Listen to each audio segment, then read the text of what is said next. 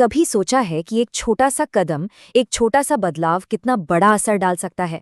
मतलब एक शांत तालाब में फेंका गया एक कंकड़ जो छोटी छोटी लहरें बनाता है और वो लहरें फैलते फैलते पूरे तालाब का नक्शा ही बदल देती हैं। आज हम एक ऐसी ही कहानी को समझने जा रहे हैं। ये कहानी है भारत के गांव में चुपचाप हो रही एक बहुत बड़ी आर्थिक और सामाजिक क्रांति की, जिसे लाखों महिलाएं मिलकर चला रही हैं। इस कहानी को समझने के लिए चलिए सबसे पहले मेघालय चलते हैं और मिलते हैं हैनी दामन के कनाई से। हाथ से साबुन बनाने वाली हैनी दामन की ये कहानी उस बड़ी तस्वीर का एक बेहद अहम हिस्सा है। उनकी सफलता की गूंज हमें बताती है कि एक बड़ा बदलाव शुरू हो चुका है। जरा हैनी दामन के सफर पर नजर डालिए। जनवरी 2020 में वो एक स्वयं सहायता समूह यानी सेल्फ हेल्प ग्रुप से जुड़ी और सिर्फ 3 साल के अंदर 2023 तक उन्होंने न सिर्फ अपना कारोबार खड़ा कर लिया, बल्कि आज वो दूसरी महिलाओं को भी ट्रेनिंग दे रही हैं। ये कहानी दिखाती है कि सही मौका और सही साथ मिलने पर क्या कुछ हासिल किया जा सकता है। तो सवाल ये उठता है कि क्या हैनी दामन की कहानी सिर्फ एक इंसान की मेहनत की कहानी है, या फिर ये किसी बहुत बड़े आंदोलन का, एक बहुत बड़ी लहर का हिस्सा है? बस इसी सवाल का जवाब इस पूरी पड़ताल का दिल है। तो इस सफलता के पीछे की पहली और सबसे जरूरी कड़ी क्या है? वो कौन सी नींव है जिसने हैनी दामन की जैसी लाखों महिलाओं को ये हिम्मत दी? वो नींव है समूह की शक्ति, यानी सेल्फ हेल्प ग्रुप। तो ये स्वयं सहायता समूह या एसएचजी आखिर है क्या? इसे ऐसे समझिए, ये 10 से 15 महिलाओं का एक छोटा सा भरोसे का सर्कल है। ये सब मिलकर छोटी छोटी बचत करती हैं, एक दूसरे की ज़रूरत में मदद करती हैं और सबसे ज़रूरी बात, एक ऐसी वित्तीय पहचान बनाती हैं जो शायद पहले उनके पास कभी थी ही नहीं। और इनके काम करने का तरीका भी बड़ा सीधा और असरदार है। महिलाएं हर हफ्ते या महीने में एक तय छोटी सी रकम जमा करती हैं। जब ठीक ठाक पैसा इकट्ठा हो जाता है तो ग्रुप के अंदर ही किसी सदस्य को ज़रूरत पड़ने पर कम ब्याज पर छोटा मोटा कर्ज दे दिया जाता है। ये छोटा सा कदम उन्हें पैसों का अनुशासन सिखाता है और धीरे धीरे बैंकों की नज़र में भी भरोसेमंद बना देता है। इन ग्रुप्स की कामयाबी का जो राज है ना, वो छिपा है पंचसूत्र में। ये 5 सुनहरे नियम हैं: नियमित रूप से मिलना, नियमित रूप से बचत करना, आपस में लेन देन करते रहना, कर्ज समय पर चुकाना और हिसाब किताब को हमेशा अप टू डेट रखना।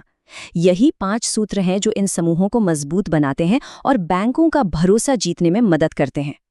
लेकिन जाहिर है, एक अकेला ग्रुप ये सब कुछ नहीं कर सकता। इन छोटी छोटी लहरों को एक बड़ी सुनामी में बदलने के लिए एक मजबूत नेशनल सपोर्ट सिस्टम काम करता है। चलिए देखते हैं कि वो सिस्टम क्या है। इस पूरे आंदोलन के पीछे जो ताकत है, वो है भारत सरकार का एक बहुत बड़ा प्रोग्राम, दीनदयाल अंत्योदय योजना, राष्ट्रीय ग्रामीण आजीविका मिशन, या जिसे हम शॉर्ट में DAYNRLM कहते हैं। यही वो ढांचा है जो इन लाखों समूहों को सहारा देता है। तो ये मिशन काम कैसे करता है? इसका पहला कदम है रिवॉल्विंग फंड। इसे आप एक तरह की शुरुआती पूंजी या सीड मनी कह सकते हैं। जो ग्रुप पंचसूत्र का अच्छे से पालन करते हैं, सरकार उन्हें ये फंड देती है ताकि उनका आत्मविश्वास बढ़े और उनके पास काम करने के लिए शुरुआती पैसा हो। ये रकम होती है 10,000 से लेके 15,000 रुपए तक।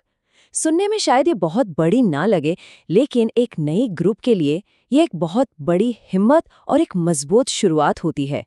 इसके बाद आता है अगला लेवल, कम्युनिटी इन्वेस्टमेंट फंड या CIF। ये एक बड़ा फंड है जो इन समूहों को अपना कारोबार बढ़ाने के लिए मिलता है। जैसे हैनी दामन की को साबुन बनाने के लिए मशीनें खरीदनी थीं, तो वो इसी तरह के बड़े लोन से मुमकिन हो पाया। तो ठीक है, हमने एक व्यक्ति की कहानी समझी और ये भी देखा कि सरकारी योजना का ढांचा क्या है, पर जब ये दोनों चीजें मिलती हैं तो जमीन पर इसका असर कितना बड़ा होता है। अब जरा आंकड़ों पर नजर डालते हैं जो अपने आप में एक पूरी कहानी कहते हैं। तो असर कितना बड़ा है, जरा इस नंबर को देखिए, लगभग 10 करोड़ महिलाएं। ये कोई छोटा मोटा प्रोग्राम नहीं है, ये दुनिया के सबसे बड़े महिला सशक्तिकरण आंदोलनों में से एक है। 89 लाख से ज्यादा समूह जो देश के कोने कोने में बदलाव की एक नई इबारत लिख रहे हैं। और कमाल की बात यह है कि यह आंदोलन रुक नहीं रहा, बल्कि और तेजी से बढ़ रहा है। अगर आप देखें तो पिछले दशक में इसमें जबरदस्त उछाल आया है। अप्रैल 2014 से सितंबर 2023 के बीच ही करीब 6 करोड़ 76 लाख नई महिलाएं इन ग्रुप्स का हिस्सा बनी। ठीक है, नंबर्स तो बहुत बड़े हैं, लेकिन सबसे जरूरी सवाल तो ये है कि क्या इन ग्रुप से जुड़ने से महिलाओं की जिंदगी में सच में कोई बदलाव आ रहा है? और अच्छी बात यह है कि स्वतंत्र अध्ययनों के मुताबिक इसका जवाब एक जोरदार हाँ है। 2019-20 के एक इवैल्यूएशन से पता चला कि इन ग्रुप से जुड़ने वाली महिलाओं की आमदनी में औसतन 19% का इजाफा हुआ। अब ये सिर्फ एक आंकड़ा नहीं है, इसका मतलब है घर में बेहतर खाना, बच्चों के लिए बेहतर शिक्षा और एक ज्यादा सुरक्षित भविष्य। और इतना ही नहीं, उनकी बचत में 28% की जबरदस्त बढ़ोतरी हुई। इसका मतलब ये है कि अब ये परिवार किसी भी मुश्किल वक्त का सामना करने के लिए पहले से कहीं ज्यादा तैयार हैं। और शायद सबसे बड़ी बात, साहूकारों और महाजनों से महंगे ब्याज पर कर्ज लेने की मजबूरी 20% तक कम हो गई। मतलब महिलाएं अब शोषण के चंगुल से निकलकर देश के फॉर्मल बैंकिंग सिस्टम का हिस्सा बन रही हैं। लेकिन ये पूरी कहानी सिर्फ पैसों के लेन देन की नहीं है। इस प्रोग्राम की असली ताकत इसके मानवीय नेटवर्क में है। एक ऐसा सपोर्ट सिस्टम जहां हर कोई एक दूसरे को आगे बढ़ाने में मदद करता है। ये नेटवर्क बना है सखियों से। ये उन्हीं ग्रुप्स की वो महिलाएं हैं जिन्हें खास ट्रेनिंग दी जाती है। जैसे बैंक सखी बैंकिंग के कामों में मदद करती है, कृषि सखी खेतीबाड़ी के नए तरीके बताती है और पशु सखी पशुपालन में मदद करती है। ये जमीनी स्तर पर दोस्त भी हैं, गाइड भी हैं और सलाहकार भी।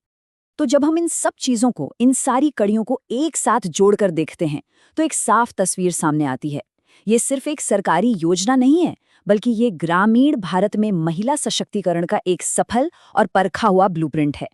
जैसा कि प्रधानमंत्री श्री नरेंद्र मोदी ने कहा है, ये स्वयं सहायता समूह वास्तव में राष्ट्रीय सहायता समूह है।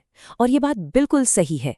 ये छोटे छोटे ग्रुप्स सिर्फ अपनी मदद नहीं कर रहे, बल्कि वो पूरे देश की तरक्की में अपना योगदान दे रहे हैं। तो चलिए अपनी बात इसी एक सोच के साथ खत्म करते हैं।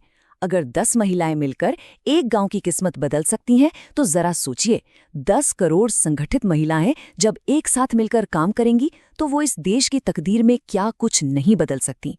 इस सवाल का जवाब शायद आने वाले भारत की सबसे बड़ी कहानी लिखेगा।